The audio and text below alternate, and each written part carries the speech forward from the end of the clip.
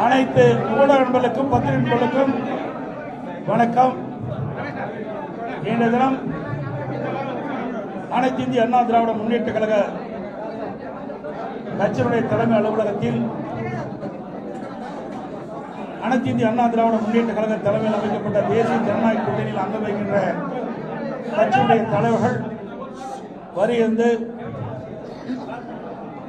எங்கள் கூட்டணியில் அங்கம் வைக்கின்ற கட்சிகளுக்கு தொகுதி பங்கீடு பேச்சுவார்த்தை சுமூகமாக நடைபெற்று ஒவ்வொரு கட்சிக்கும் எத்தனை தொகுதி என்று வரையறுக்கப்பட்டு அதன்படி இன்றைக்கு வெளியிடுகிறோம். பாரதிய ஜனதா கட்சிக்கு நடைபெறுகின்ற சட்டமன்ற பொதுத் தேர்தலில் 27 இடங்கள் ஒதுக்கப்பட்டுள்ளன. பாட்டாளி மக்கள் கட்சிக்கு 18 சட்டமன்ற தொகுதியில் ஒதுக்கப்பட்டுள்ளன. அம்மா மக்கள் முன்னேற்ற கழக கட்சிக்கு 11 தொகுதிகள் ஒதுக்கப்பட்டுள்ளன.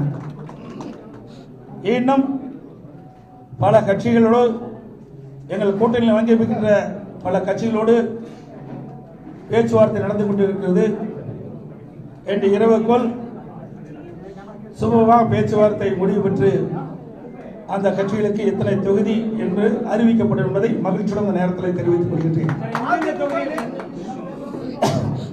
வேண்டுமென்றே திட்டமிட்டு இன்றைய முதலமைச்சர் திராவிட முன்னேற்ற கழகத்துடைய தலைவர் திராவிட முன்னேற்ற கழக தலைமையில் அமைக்கப்பட்ட கூட்டணியில் அங்கம் வைக்கின்ற கட்சி தலைவர்கள் எல்லாம் எங்களுடைய கூட்டணி பற்றி விமர்சனம் செய்து கொண்டிருக்கிறார்கள். எங்கள் கூட்டணியை பொறுத்த வரைக்கும், தேசிய ஜனநாயக கூட்டணியை பொறுத்த வரைக்கும் ஒரு உணர்வுபூர்வமாக அமைக்கப்பட்ட கூட்டணி. எங்களுடைய கூட்டணி வெற்றி கூட்டணி. நடைபெறுகின்ற சட்டமன்ற பொதுத் தேர்தலில் 234 இடங்களிலே 210 இடங்களில் நிச்சயமாக வெல்லும். எங்களுடைய கூட்டணி ஆட்சி கூட்டணியிலே அதிக இடங்களை வென்று அதிமுக ஆட்சி அமைக்கும். இன்றைக்கு வேண்டுமென்றே திட்டமிட்டு அனைத்து இந்திய அண்ணா திராவிட முன்னேற்ற கழகம் பாரதிய ஜனதாவோடு கூட்டணி அமைச்சிருக்கின்றன. டெல்லிக்கு சென்றால் நாங்களோ எங்கள் கூட்டணியில் அங்கம் வைக்கின்ற கட்சியுடைய தலைவர்களோ டெல்லிக்கு சென்றால் திட்டமிட்டு அவதூறு செய்தியை பரப்பது இன்றைய முதலமைச்சருடைய வாடிக்கையாக இருக்கின்றது. இன்றைக்கு ஒவ்வொரு கட்சியும் கூட்டணி அமைத்து போட்டியிடுகின்றன. அதன் அடிப்படையிலே எங்களுடைய கூட்டணி அமைக்கப்பட்டு அவ்வப்போது எங்களுக்குள் இருக்கின்ற கருத்து பரிமாறுவதற்காக நாங்கள் டெல்லி செல்கிறோம். ஆனால் இன்றைய முதலமைச்சர் தோல்வி பயத்தின் காரணமாக டெல்லி சென்றாலே பயப்படுகிறார், அச்சப்படுகிறார். ஆக டெல்லி சென்று நடைபெறுகின்ற சட்டமன்ற பொதுத் தேர்தல் குறித்து ஆலோசனை நடத்துகிறோம். இன்றைய தினம் எங்களுடைய கூட்டணி கட்சியுடைய தலைவர்களெல்லாம் அதிமுக தலைமை அலுவலகத்திற்கு வருகிறது. ஒவ்வொரு கட்சிக்கும் எத்தனை தொகுதி என்று பேச்சுவார்த்தை மூலமாக தீர்வு காணப்பட்டு இன்றைக்கு அறிவித்திருக்கிறதை மகிழ்ச்சியுடன் தெரிவித்துக் கொள்கின்றேன். இன்றைய இரவுக்குள் பேச்சுவார்த்தை நடந்து கொண்டிருக்கின்றது. இன்றைக்கு காலையில் தான் மரியாதைக்குரிய பீஸ் கோயில் அவர்கள் வந்தார்கள். பேச்சுவார்த்தை நடத்தி கொண்டிருக்கின்றோம். இந்த இரவுக்குள் எங்களுடைய கூட்டணியில் அங்கம் வைக்கின்ற கட்சிகளுக்கு எத்தனை தொகுதி ஒதுக்கீடு செய்யப்படும் விவரத்தை அதாவது ஒரே தொகுதியில் எந்தெந்த தொகுதியில் எத்தனை ஒவ்வொரு கட்சிக்கும் எத்தனை இடங்கள் என்று அறிவிக்கப்பட்டுவிட்டது. பிறகு இப்ப பேச்சுவார்த்தை நடத்தி எந்தெந்த கட்சிக்கு எவ்வளவு இடம் ஒதுக்கப்பட்டதோ அந்த இடத்திற்கு தக்கவாறு தொகுதிகள் பேச்சுவார்த்தை மூலமாக தீர்வு காணப்படும். அதிமுக எத்தனை இடங்கள்ல போட்டியிடும் சார்? அதிமுக எத்தனை இடங்கள்ல போட்டியிடும் சார்? அதாவது இன்னும் நான் தான் சொன்னேன், பேச்சுவார்த்தை நடந்து கொண்டிருக்கின்றது. இன்னும் சில கட்சிகளுக்கு நாங்கள் இடங்கள் அளிக்கப்பட வேண்டும். இறுதி செய்யப்பட்ட பிறகு உங்களிடம் நிச்சயமாக தெரியும்.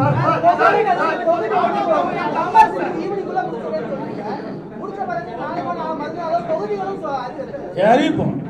அறிவிக்கின்ற பொழுது உங்களுக்கு அனைவர்களுக்கும் எந்தெந்த தொகுதியில் எந்தெந்த கட்சி எத்தனை தொகுதி இடம்பெற்று அறிவிக்கப்பட்டுள்ளது, அந்த தொகுதி என்னென்ன என்று விவரங்களை பத்திரிகையாளர்களுக்கு ஊடகங்களுக்கு வழங்கப்படும்.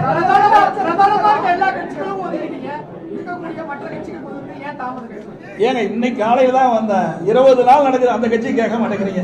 20 நாட்கள் பேச்சுவார்த்தை நடத்திட்டு இருக்கிறாங்க, இன்னும் பேச்சுவார்த்தையும் நடக்கல. வந்தாங்க மரியாதைக்குரிய பாரதிய ஜனதா கட்சியினுடைய மத்திய அமைச்சர் பியூஷ் கோயல் அவர்கள், மரியாதைக்குரிய திரு நாகேந்திரன் அவர்கள், மரியாதைக்குரிய மத்திய அமைச்சர் முருகன் அவர்கள், மரியாதைக்குரிய பாட்டாளி மக்கள் கட்சியுடைய தலைவர், மரியாதைக்குரிய முன்னாள் மத்திய அமைச்சர் சகோதரர் அன்புமணி ராமதாஸ் அவர்கள், முன்னாள் எம்பி, மரியாதைக்குரிய அம்மா மக்கள் முன்னேற்ற கழகத்துடைய பொதுச் செயலாளர் டிடிவி அவர்கள் இங்கே வருகின்றார்கள். மற்றும் எங்களுடைய கூட்டில் அங்கம் வைக்கின்ற கட்சியுடைய ஜான் பாண்டியன் அவர்களும் வந்திருக்கிறார்கள். மற்றும் மரியாதைக்குரிய பெரியவர் பாரிவேந்தர் அவர்களும் வந்திருக்கிறார்கள். எங்களுடைய கூட்டணியில் அங்கம் வைக்கின்ற கட்சிகளும் உங்களை சந்தித்திருக்கின்றோம். எங்கள் கூட்டணியில் காலையில் தான் வந்தாங்க, மதியம் முடிவு செய்யப்பட்டது, மாலை அறிவிக்கப்பட்டுள்ளது. எவ்வளவு விரைவாக அறிவிக்கப்பட்டிருக்கிறோம். அதாவது 20 நாட்கள் காங்கிரசுக்கும் திமுகவுக்கும் வார்த்தை போர் நடந்துட்டு எந்த பத்திரிகையும் ஊடகமும் விவாத மேடை வைக்கவே இல்லை. எங்களுடைய கூட்டணி அப்படி அல்ல. எங்களுடைய கூட்டணியுடைய நோக்கம் மக்கள் விரோத திமுகவை அகற்றப்பட வேண்டும். அந்த எண்ணத்தின் அடிப்படையில் தான் நாங்கள் செயல்பட்டுகின்றோம். என்னுடைய உணர்வு பூர்வமாக எங்களுடைய கூட்டணி அமைக்கப்படுகின்ற செய்தி இந்த நேரத்தில்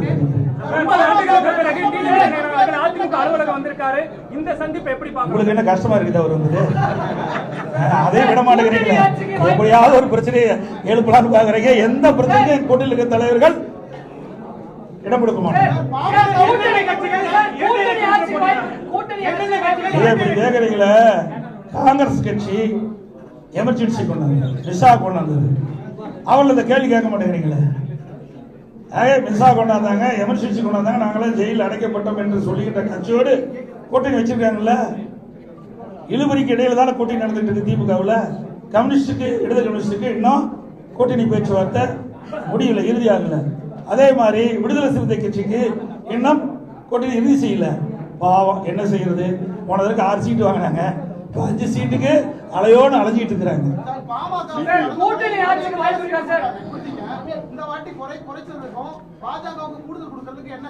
அப்படி எல்லாம் கிடையாது. நீங்க கேட்கிற கேள்வி எல்லாம் தவறானது. எங்களுக்குள்ள பேசி ஒரு இலக்கமான சூழ்நிலை ஏற்பட்டு தான் இந்த கூட்டணி அமைச்சிருக்கிறோம். நீங்க போட்டுக்கிட்டு வாங்க வேண்டாம். டெல்லியில பேச்சுவார்த்தை நடைபெறுது, தொகுதி பங்கீடு பேச்சுவார்த்தை ஆளுங்கட்சி திமுக சொல்லியிருந்தாங்க. அதை சரி செய்யதான் இங்க வந்து இந்த மாதிரியான ஒரு கூட்டம் நடைபெற்றிருக்காங்க. ஏங்க இது என்ன அறிவிச்சுமே இல்லையா? அறிவிச்சிருக்கவே இல்லையா? ஏங்க ஒரு கட்சினா அவ டிஸ்கஸ் ஆகும். திருமதி கனிமொழி போனாங்களே டெல்லி.